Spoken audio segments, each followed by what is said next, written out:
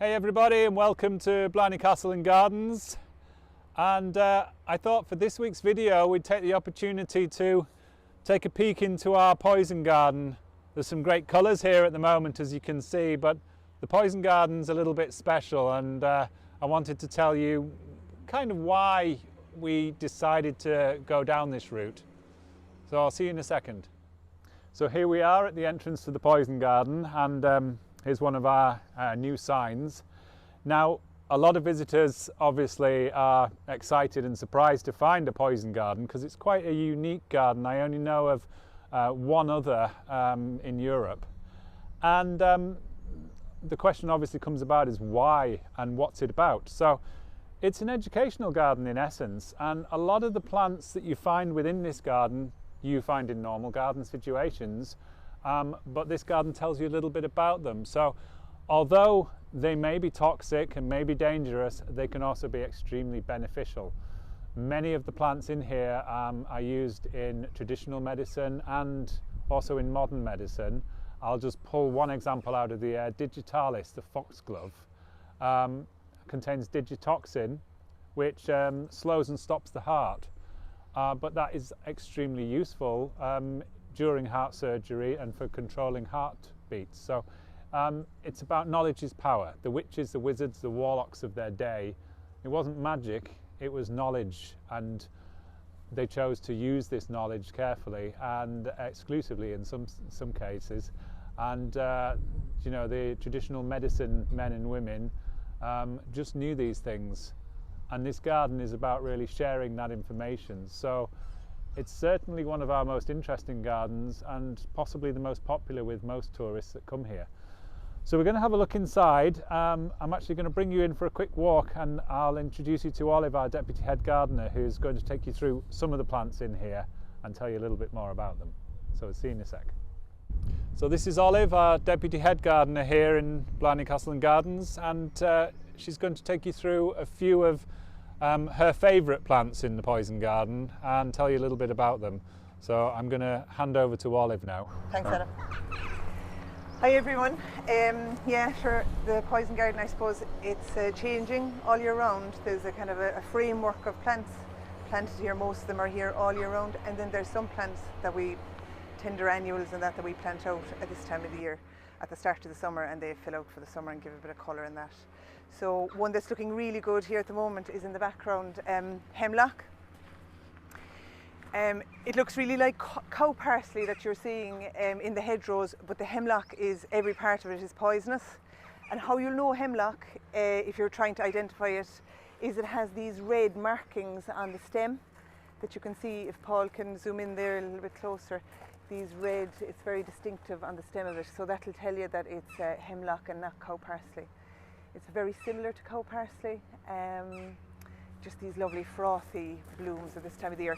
The hemlock self-seeds itself. It's a biennial, flowers in the second year and self-seeds itself, so these just seeded themselves and we leave them, we don't weed them out, and next year there'll be the crop that are small plants this year. In front of them here is Ricinus, the castor oil plant that the poison ricin comes from. So we just planted those out, myself and Pauline, last week. They're only just freshly gone out. So we grow those from seed every year because they die back for the winter time. Like the stuff like monkshood, catmint, artemisia, lupins, they're all in the ground all year round, and we just maybe divide them every now and again, a bit like with the herbaceous border, just to keep them fresh looking. The lupins are great for early summer colour, and they're just starting to come into their own now. Rhubarb, people are often kind of surprised at what they see growing here, and that the leaves of rhubarb are poisonous, but we don't eat those anyway, so it's the stems that we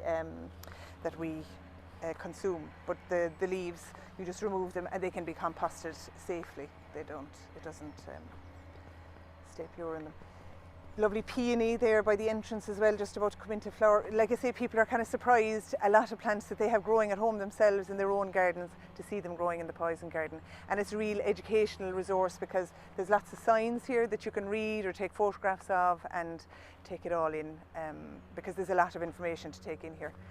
The poison garden is located right next to the castle, so it's very easily accessible if you are going up to kiss the stone, and it's a very popular area and it can be busy if there's lots of tourists in. In here, in these little knot garden areas, this isn't box hedging, it's an alternative to box hedging. It's called Elix, it's a type of holly, Elix crenata convexa, and it's a great alternative to box. It doesn't get the box blight, and nice compact hedge with a small leaf, and it's evergreen as well. So we take the opportunity, we were here a couple of months ago with the lovely display of tulips. So the volunteers took the tulips out about 2 weeks ago, and we put some compost onto the beds to get them ready for our summer bedding display. And this year we've chosen to plant 2 types of nicotiana tobacco plant, a blue one and a pink one. And I'm hoping they are coming on nicely. I know the rain isn't great for our summer, but it's suiting the newly planted plants that have just gone out well. They're settling in good. Just want to watch them with slugs and stuff like that, but it doesn't seem to be too harm. Down here, we might walk down through the laburnum archway.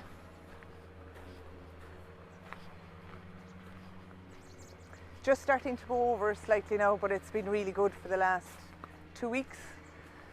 So we cut back the laburnum in the winter to create this arch. We cut all the growth, the top growth, and tie in the archway, and it flowers on the current year's growth.